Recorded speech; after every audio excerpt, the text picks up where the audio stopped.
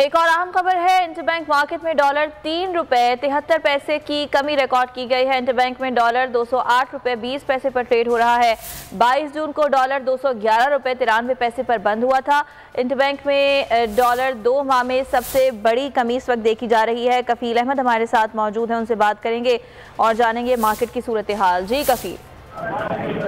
देखिए, interbank market में जो है वो IMF की जो डील की खबरें हैं वो वाज़ेह रोशन इम्कानात के बाद नुमायां बड़ी कमी देखी गई है और अभी तक जो ट्रेडिंग के आगाज से अब तक आज के दिन 4 रुपए 43 पैसे कमी जो है वो रिकॉर्ड की गई है और इस पर जो करंट रेट है इंटरबैंक के वो 207 रुपए 50 पैसे पे इंटरबैंक जो है वो ट्रेड हो रहा है। गुज़िश्ता रोज की अगर हम बात 93 पैसे पर बंद हुआ था और 2 माह में ये सबसे कम तरीन सतह है जो इसमें इंटरबैंक मार्केट के अंदर जो है वो रिकॉर्ड की गई। इसी तरह अगर हम ओपन मार्केट की बात कर लें तो उसमें 3 रुपए 50 पैसे की जो है वो कमी रिकॉर्ड की गई है और 209 रुपए 50 पैसे पर इस वक्त जो है वो डॉलर ट्रेड कर रहे हैं ओपन मार्केट में और 6 रुपए कम हुए हैं। कफील, अपडेट किया आपने, बहुत शुक्रिया।